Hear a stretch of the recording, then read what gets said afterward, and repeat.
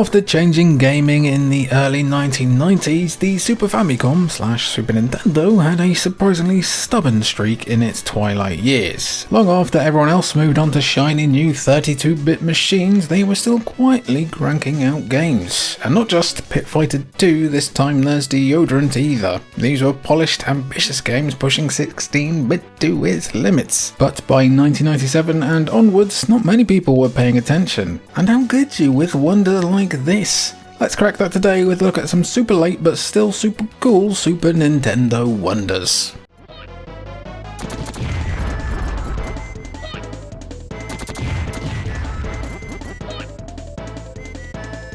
Between 1990 and 2010, the Bomberman series was prolific to say the least. While the series can be traced back to 1983's PC release, Hudson Soft and Konami really hit the ground running once the 90s kicked off. Every year since 1990, without fail, there managed to be at least 2 Bomberman game releases across whatever platforms happened to be relevant at the time. Some years boasted even as many as 6 games. That's more than 2, and that's the kind of cultural saturation usually reserved for blue hedgehogs and Italian plumbers, but Bomberman was a multiplayer phenomenon all its own. It's no surprise then that the series really established a foothold on the Super Nintendo / Super Famicom. There were 5 games in the main Super Bomberman series, along with a couple of spin-offs for good measure.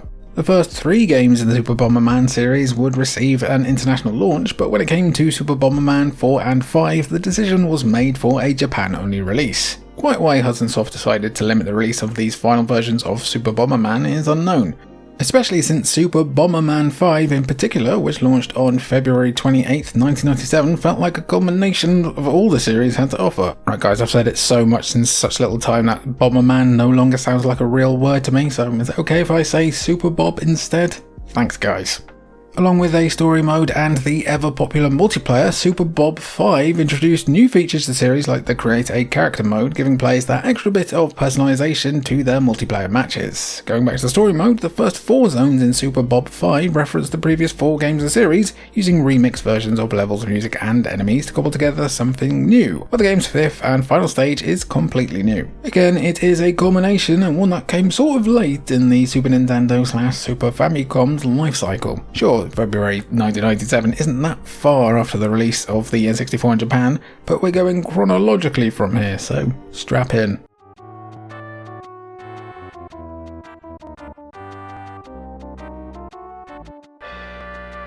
Casper the Friendly Ghost is a world-renowned institution, or at least he was for a while.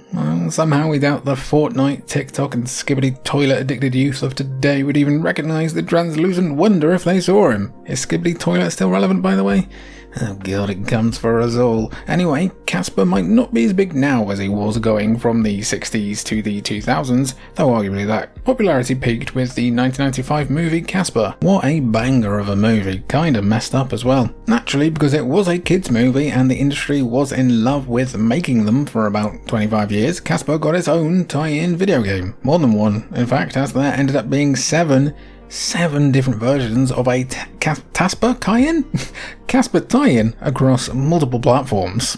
Well, it'd be a waste of time going through every single version and its differences. The main point is that the Super Nintendo / Super Famicom received 2 separate games entirely. The first, developed specifically for the SNES, launched in 1996 and had players controlling Casper himself, using an altered version of the engine from A Boy and His Blob. But there was also a Super Famicom game that launched in 1997 that was completely different.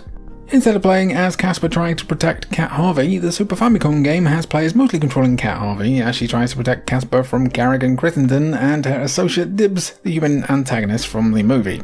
Unlike other Caspers, this isn't a side-scrolling adventure, but instead it's played from an isometric perspective, with Cat collecting items along the way to aid with progression. Again, it's wildly different from the SNES release. The most interesting part is that while Natsume published the SNES game in 1996, they then developed the Super Famicom game and released it in 1997. Anything you can do, we can do better? We'll never know. Next up, it's kind of a big deal.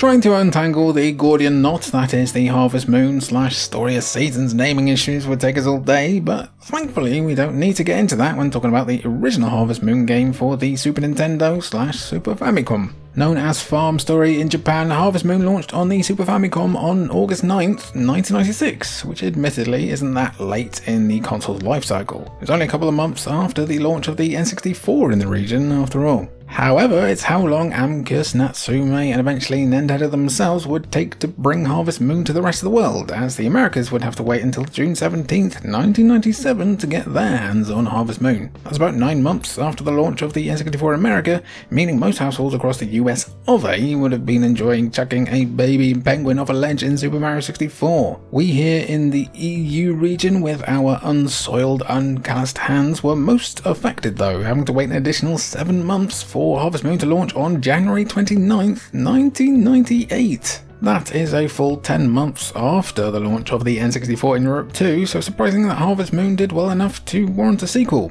Anyone who's played most modern cozy games would understand why Harvest Moon was successful, as the formula, or farmula, is the same as it ever was. You inherit a farm from your grandfather, you find yourself in a sleepy little town, and you can grow crops, raise animals, and form relationships with the townsfolk. The success of this original Harvest Moon would lead to countless sequels, and a rebrand of the series to Story of Seasons, as what the West now knows as Harvest Moon is just a pale imitation. That's all we're saying, mainly because getting into that drama might send some of our audience into dreamland.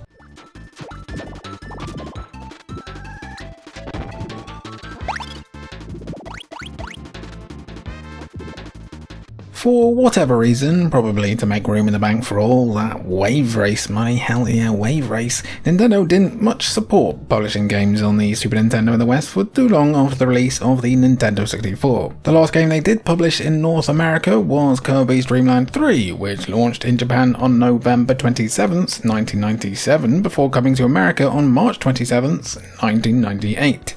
And us here in Europe never got it. You'd think Nintendo would save the honour as the last Nintendo published game on the SNES for one of the Mushroom Kingdom lads, so it shows the amount of faith Nintendo had in old Kerbals. As the name doesn't imply but rather states outright, Kirby's Dream Land 3 is a direct continuation of the Dream Land series of platformers, with Kirby setting out to investigate why a mysterious dark cloud has begun to hang over planet Popstar. Rather than being a revolution for the series, Kirby's Dream Land 3 offers much more of the same, including Kirby's trademark inhale and copy abilities, giving the pink blob the abilities of anything he swallows. Following on from Dreamland 2, Kirby also has access to Gooey, a playable companion that can be summoned and controlled by a second player, having his own version of all of Kirby's abilities. There's even 6 animal friends to cooperate with, each with their own powers needed to solve puzzles. Graphically, Kirby's Dream Land 3 was quite the looker, though that's partly because the game's cartridge made use of the SA1 coprocessor chip, making it way more capable than regular SNES cartridges. Did I say that right?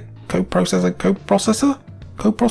Unfortunately, that wouldn't help KDL3 when it came to reviews, earning a rather mediocre score on game rankings, as some would compare Dreamland 3 unfavourably to the more diverse and arguably ambitious release, Kirby Superstar.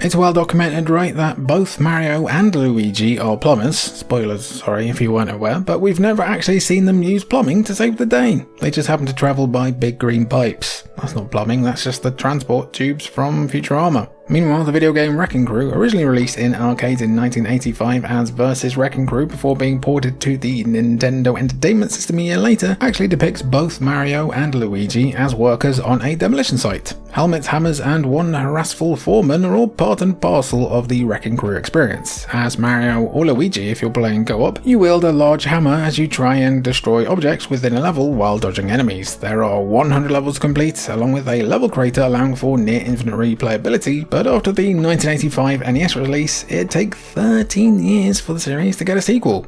Titled Wrecking Crew 98, this new version of Mario smacking things with a hammer would launch exclusively for the Super Famicom, specifically though for the Nintendo Power download service on January 1st, 1998. Nintendo would publish a cartridge version of Wrecking Crew 98 a few months later too though, for those who are all about physical media forever. It's us, we're all about it. I need that plastic more than Leo needs self-awareness. In another edition of Mario vs Bowser, Wrecking Crew 98 sees Mario fighting against Bowser's high-rise empire within the Mushroom Kingdom. While the original Wrecking Crew was a puzzle platformer, Wrecking Crew 98 is more like a competitive puzzle game akin to Puyo Puyo, with players trying to match panels of the same colour in order to create obstructions on the opponent's side of the screen. Fortunately for those who want to try it themselves, Nintendo did translate the game and port it to the Nintendo Classic service in 2024, though you're going to need a Switch Online subscription. That's a mega bummer, man. And bass.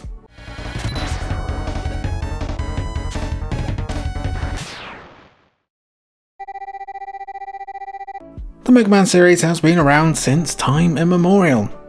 Okay, that might literally be untrue, but the point is that the series had been around for a while, even before the Super Nintendo/Super Famicom was on its last legs. By the ancient past of 1998, Capcom had already moved the series over to the PS1 and Sega Saturn, so why would they release another Mega Man game on such aged hardware? Well, we actually have an answer for you. According to longtime series designer and producer Keiji Inafune, the reason behind making a late Super Famicom game was the same as Wu-Tang Clan's. It's for the children.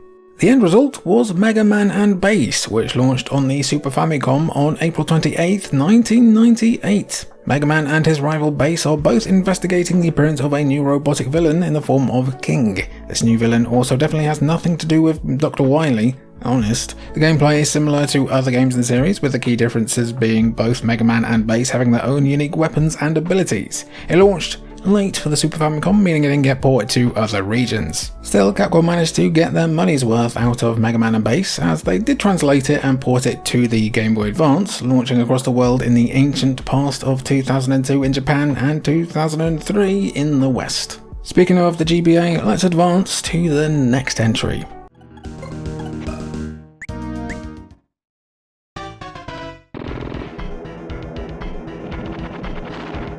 Those in the West might have thought that the Advance Wars series just kind of sprung up out of nowhere, and as far as the US and Europe is concerned, it kind of did. Japan, meanwhile, had a bit of a build-up before the success of Advance Wars, with the first game in series, Famicom Wars, launching on August 12, 1988 for the family computer. Famicom Wars will be immediately familiar to any fans of Advance Wars, following a conflict between the warring nations of Red Star and Blue Moon. You take turns building and moving units, you take towns and bases and try to advance on the enemy's HQ while protecting your own across a large campaign. It's a formula that's only gotten better with time, and the proof of that is the remake that Intelligent Systems created for the Super Famicom. Released on May 1st, 1998 exclusively for the Nintendo Power Service as part of the original game's 10th anniversary celebrations, Super Famicom Wars was a remake of the original game with a boatload of new content for players to enjoy. 8 brand new units were added to the game, bringing the total up to 24, the CPU decision making was made faster, and a whole new campaign was added too, introducing 2 new factions in the form of Green Earth and Yellow Comet. I used to work there, it was the worst time of my life. Support for 4 players was even added for local multiplayer, making Super Famicom Wars the premier multiplayer strategy game on the Super Famicom. This would get ported to the Wii, Wii U and 3DS virtual consoles in Japan, but hasn't officially been brought to the West yet. Thankfully, fans who want to see where the Advance Wars series came from can enjoy a fan translation that was released in 2018. Next up, the biggest obligation of your childhood, but somehow even more needy.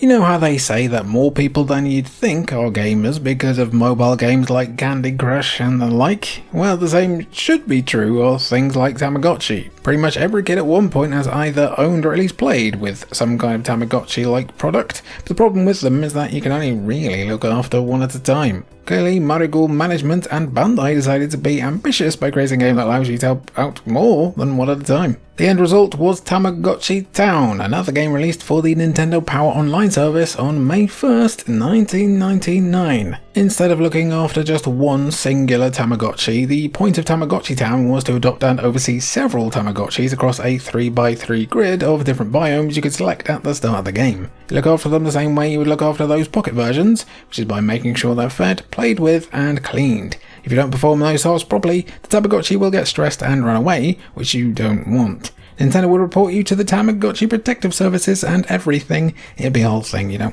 You don't want to go to Tamagotchi jail. While Tamagotchi Town never launched outside of Japan, it is considered to be a bit of a precursor to the Tamatown interactive website, which players could connect with their virtual pet handhelds to get exclusive items and goodies. Who doesn't want digital tat in exchange for their data being harvested? Anyway, next game.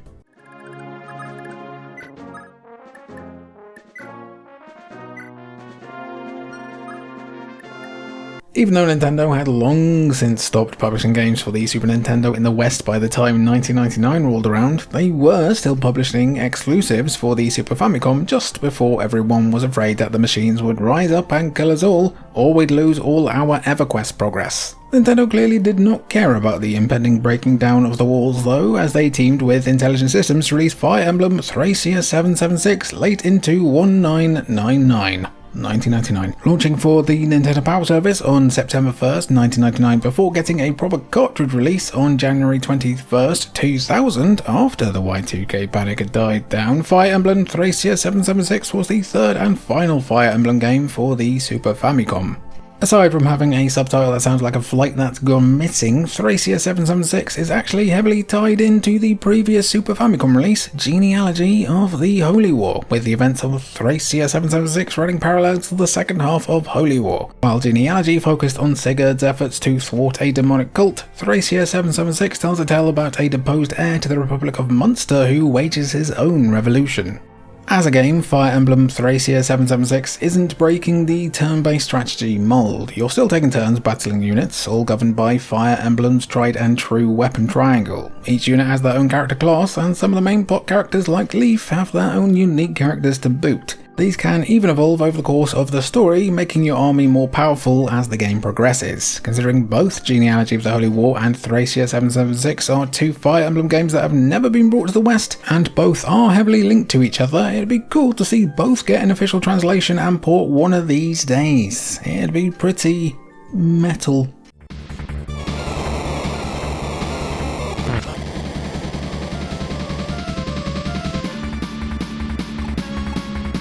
This video is about late Super Nintendo / Super Famicom games, and Metal Slader Glory is about as late as they come. Developed and published by HAL, Metal Slader Glory is an adventure game that was originally released for the Famicom back in 1991, but Nintendo would publish a director's cut version for release on the Super Famicom. That's why it's here. Here's the kicker. It launched exclusively via Nintendo Power on November 29th, 2000. Yes, 2000, making it the last official Super Nintendo / Super Famicom release ever. Right, let's put that in some context, shall we? The PS2, the PlayStation 2, had launched in Japan on March 4th, 2000, meaning Japanese audiences had access to the likes of Kessen, hell yeah, Kessen, Ridge Racer 5, Tekken Tag Tournament, and more for about 8 months before Metal Slader Glory Director's Cut launched for the Super Famicom. All of those games pushed the power of 3D graphics to new heights and were readily available at that time, and yet there were probably some guys in Japan who were more than happy that their Nintendo Power cartridge had a Famicom Adventure game re-release on it. And you know what? That's kinda cool. As for the game itself, Metal Slader Glory is set in the future after a war between space colonies, with Tadashi on Earth buying a worker mech for his and his girlfriend's business. Even in the future, things are missold online, as the mech is actually a metal slader used in the war a few years previously. This mech contains a secret message that sends Tadashi, his partner, and her younger sister on a journey across the colonies to discover the truth. It's an adventure game, so it's mainly about finding items and making the right choices, but the director's cut version added new story sequences and redid the graphics to take advantage of the improved hardware. While neither version officially came to the West, fan translations for the original and remake have made their way online if you're willing to sail. Matey, do you want to sail into the outro and become part of the outro gang? Come on then. Oh gosh, sorry guys, sorry I'm late. I was stuck in Dreamland 3. So those were just some super cool, super late SNES games that came out super late. Did I miss any out? Was there any weirdos that like kind of crept in at the end there that I didn't include? Be sure to let me know down below. I've been Jimmy for Cultured Vultures. It's been good to have you, and thanks for watching.